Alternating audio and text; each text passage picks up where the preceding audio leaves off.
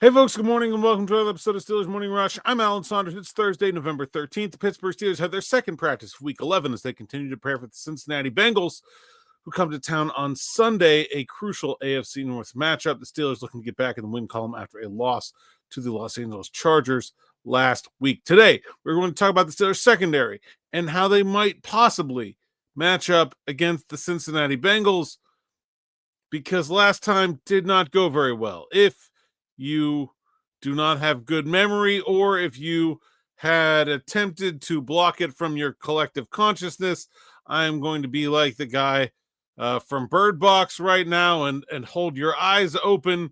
Last time the Steelers played the Cincinnati Bengals, JaMarr Chase, 16 catches for 161 yards and a touchdown, an average of over 10 yards per reception.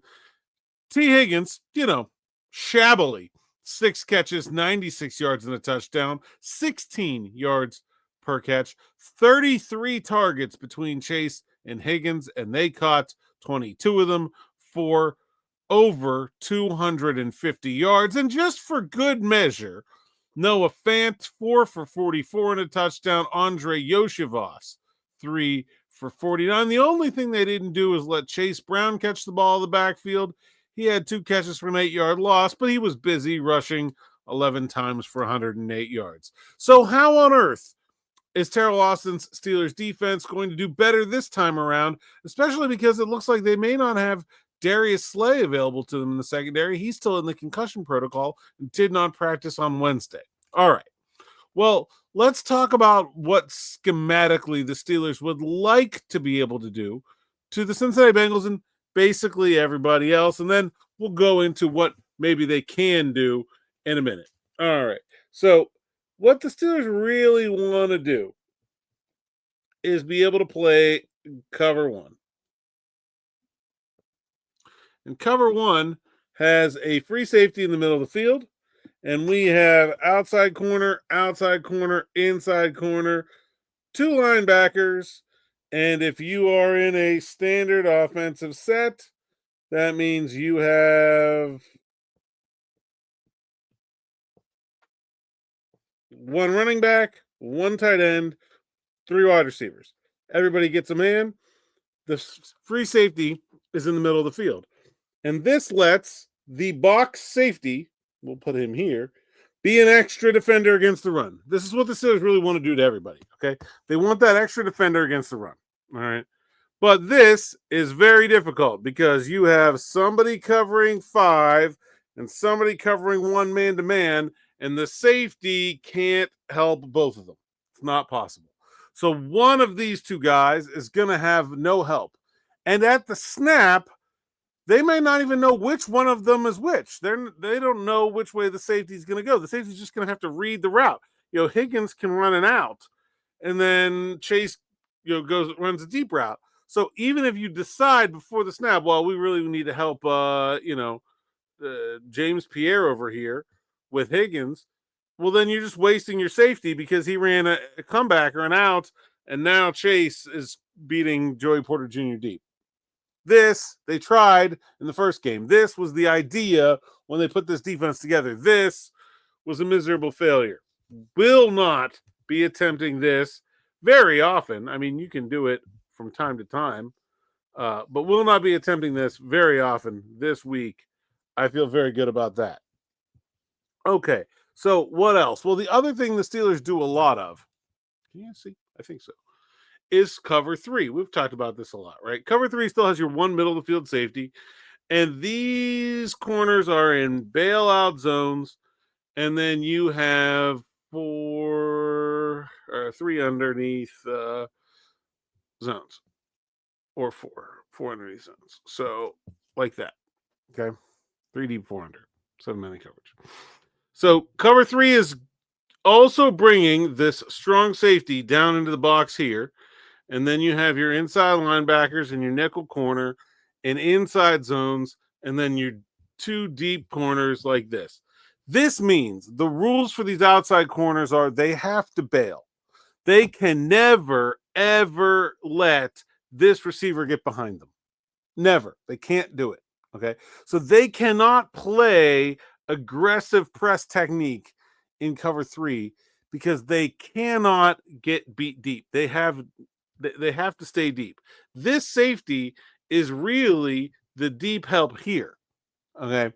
He is not going to get over on cover 3. The expectation is these corners will carry down the field.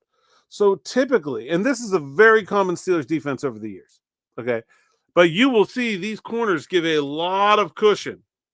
And this is how you get two things. One, eaten to death with slants from the outside. That's one. And two, you also get, say, wide receivers on linebackers, right? So now you have a slot receiver. You have the nickel in the flat. He comes to the middle. Now there's two linebackers there. Okay. So these are things that have haunted the Steelers defense over the years. The good thing about this defense is keeps a lid on it. It is going to be almost impossible to beat this defense deep if it's played correctly. What you will give up, and the other thing is this line here, 7 yards down the field, 10 yards down the field maybe, is fairly solid. You're not going to get it past them. I mean, when you have the corners drop, basically you have a picket fence 10 yards down the field. You have your 5 front players, okay? Your 2 outside, well, your 4 front players, sorry. And then you have a picket fence that you're building across the field. Someone really has to screw up for this defense to give up more than a 10-yard completion. I mean, you can try to get it in here, but that's difficult. Okay, you can try to high-low the safety with 2 deep routes, but then you got to hold on to the ball for a very long time, and teams don't do well with that against the Pittsburgh Steelers. This is a bend but don't break defense in terms of the pass. It can work. It did not work very well last time, although they didn't play a ton of it either. All right, so what are some other options? What do other teams do? One is cover 2. So in cover 2, you're going to have your outside corners sit in these small zones with 2 deep safeties over the top, and then your 3, your 2 linebackers, and your nickel underneath. Okay, that's cover 2 for linemen.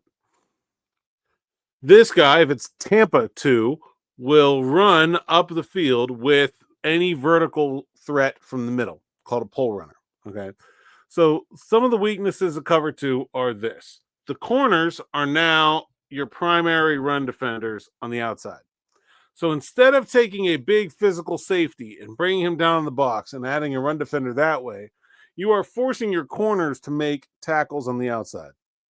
If this is Porter and this is Pierre, that's probably not a problem. Porter's tackling has gotten much, much better, by the way. One of the areas I think he doesn't get enough credit for. If this is Eccles and Slay, that's probably a problem, right? It just depends on who you've got there.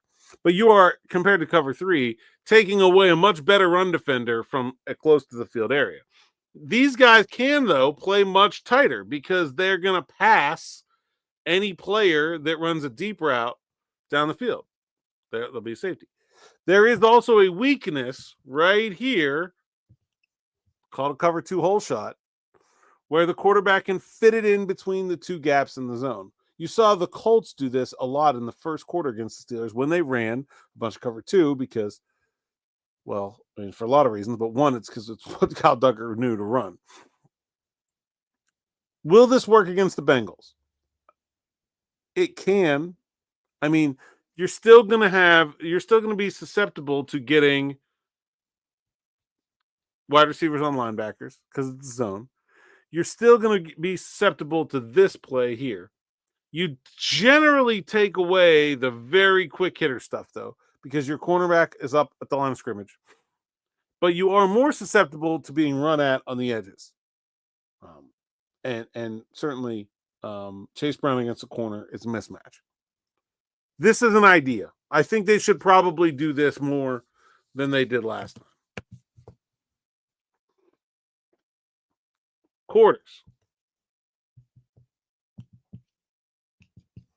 It's basically a combination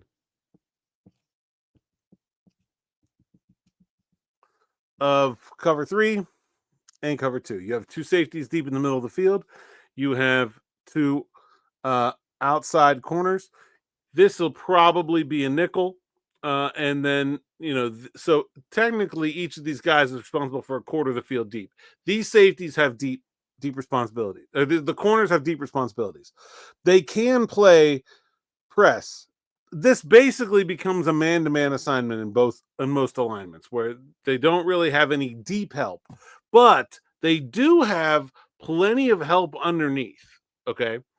Because these guys are in shorter zones up close to the line of scrimmage because there's no pole runner like in cover 2, okay? So in cover 2, you can stretch out the middle of the field because these guys have to get width, right? Because they're the deep help.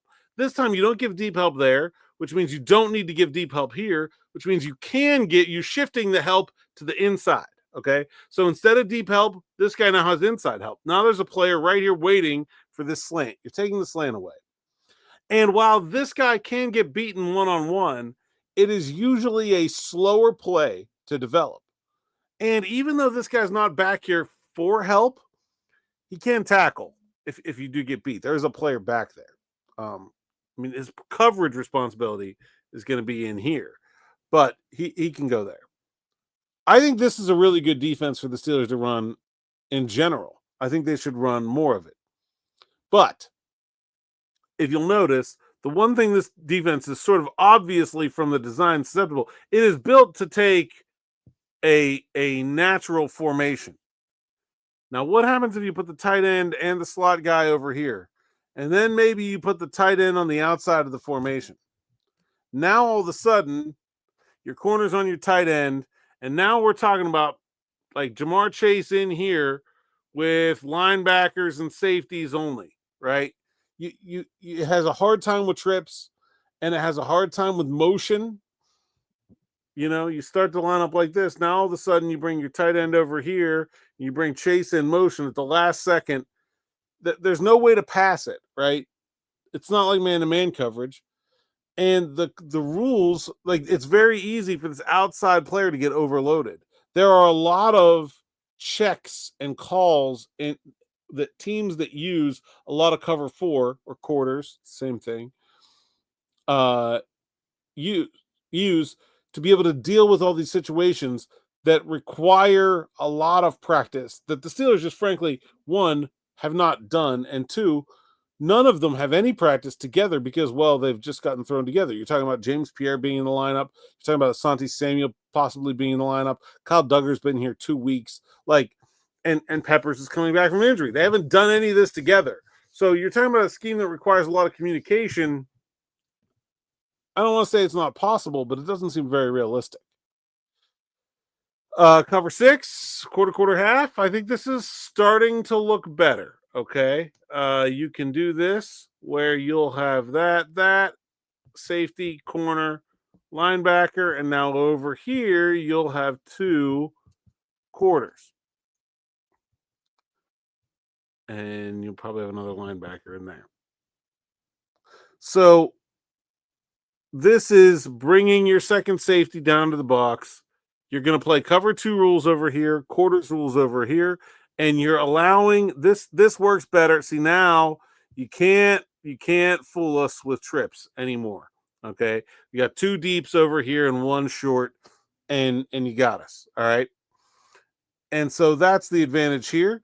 And I think this sets up very nicely to be able to double cover JaMarr Chase and leave Porter on Higgins.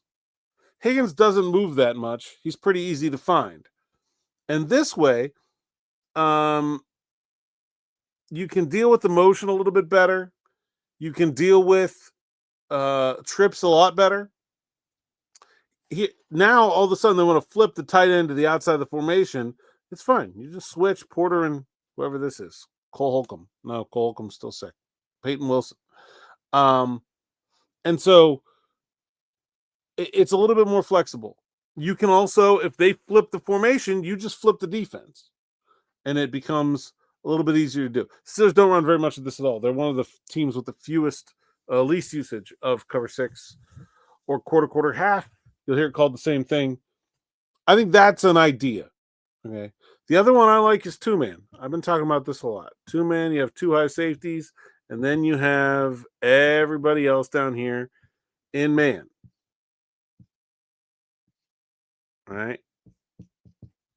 Now, what this does is allows you to give deep help on either Chase or Higgins on both, not either, both Chase and Higgins on every play. It does not matter where they move, unless they move onto the same side of the field, and then you probably have to make some kind of check. But if that happens, you're probably just going to travel the corner. This lets you give deep help to both guys.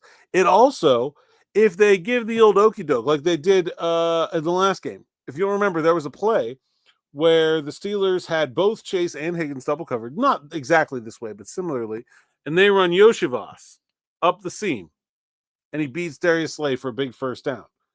Well, I mean, I think Higgins ran some kind of out or something. Well, here, unlike like a double man where you're going to put two guys on one guy, here the safety can see, oh, that's a route I don't need to worry about. I'm just going to take this guy coming up the seam instead, and you're actually giving help to the underneath guys. Noah Fant wants to take Patrick Queen up the seam. I mean, if you run four verticals against this, yeah, somebody doesn't have help, but a lot of them do. And again, now you're talking about deep routes to get open because all these guys are pressed up because they all have help. Now, what's the disadvantage of this? Well, where's our run defense, right? It's just this nickel corner. Right? You've taken everyone else out of the box. So you have a light box against the run. I think this is the best defense for the Steelers to run against the Bengals if they can stop Chase Brown while they're running it. So I'm not sure. One of the other disadvantages of man coverage is that once all these routes start, every single defender except for these four has now turned their back to the quarterback. Well, these two, but they're way, and the guy can just take off. But I don't think Joe Flacco is much of a threat to take off. So like you can't run this against the Ravens, but you could run it against the Bengals. All right, there's some other stuff here, non-traditional Tampas, invert. There's always other ideas. But for me, these are the basic defenses. These are the options. And like, as you can see, there's none of them that look like an obvious fit. I like two-man, but I'm not sure they can stop the run. They gave up over 100 yards to Chase Brown last game.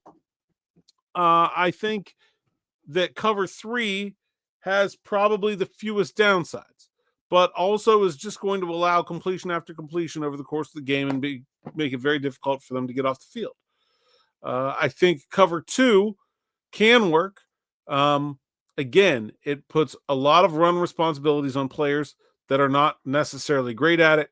And so the real answer here is there's no skill. When it eventually happens that the Bengals complete a lot of passes against the Steelers this week, you're going to hear a bunch of fans immediately go, where's the scheme? They made no adjustments. It's the coaching. They weren't ready for it. It's all crap.